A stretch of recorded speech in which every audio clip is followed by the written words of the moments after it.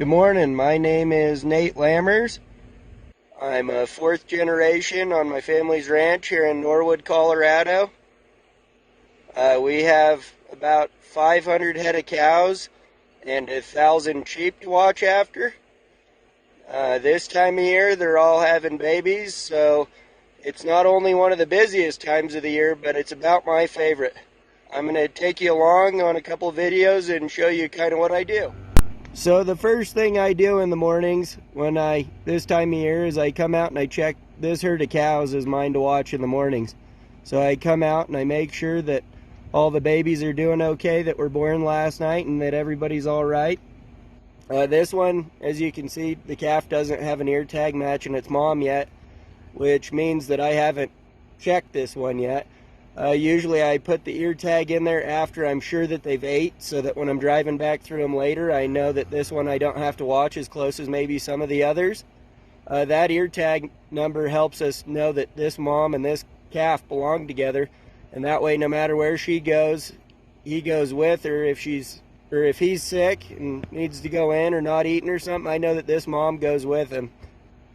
What I'm looking for when I'm checking these little guys is to make sure that they're up and everything says it should be, and that they've ate. If you look between her back legs, there is her udders, and that's what this little guy's eating on. So I want to make sure that she's not real tight bagged still, or it's not swollen looking. I want to make sure that it's kind of polished, and just make sure that this little guy has got his first meal, because that first meal is the most important probably. This little guy looks like he's doing very well, so I'm going to go ahead and throw a tag in his ear.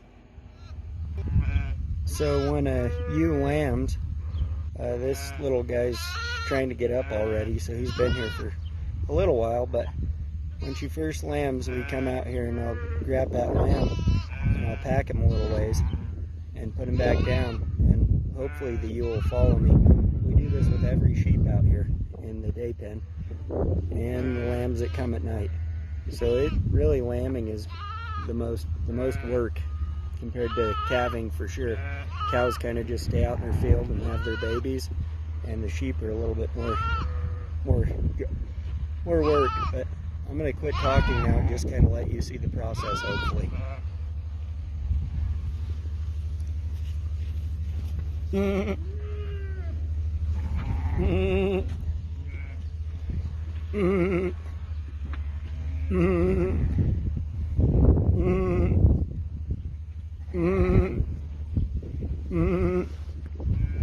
Yeah.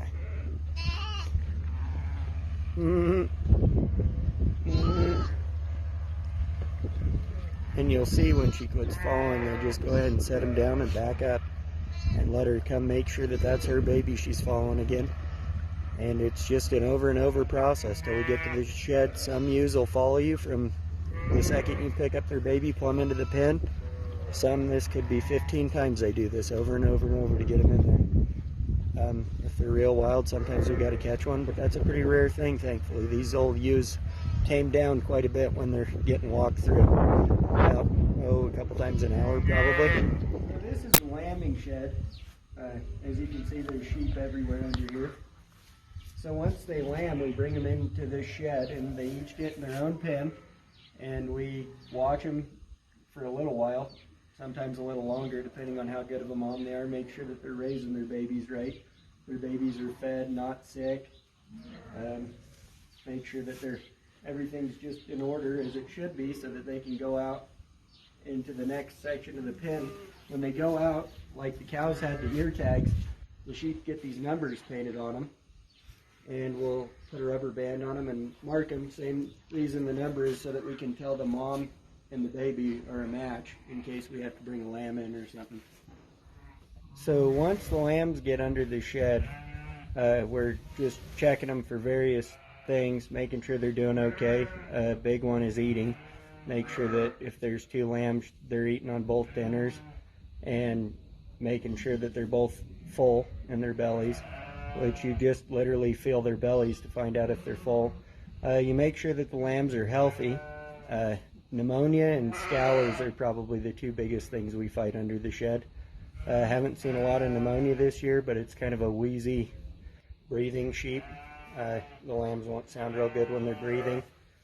And then the scours is kind of a really runny, watery poo, and that'll knock them down good too.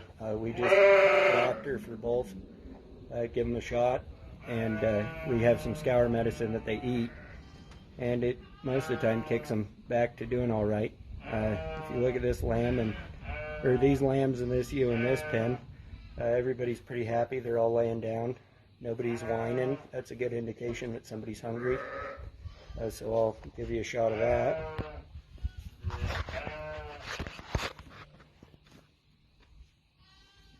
That little guy's over there sleeping.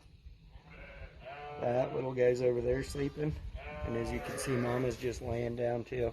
So everybody's pretty happy under here today. Just to give you an idea of what I'm doing here when I'm walking down the shed. I'm looking at these little lambs. These guys are both eating right now, so that's great. And just making sure that they look like they're doing well. I believe we probably have close to 80 pens or better under this shed.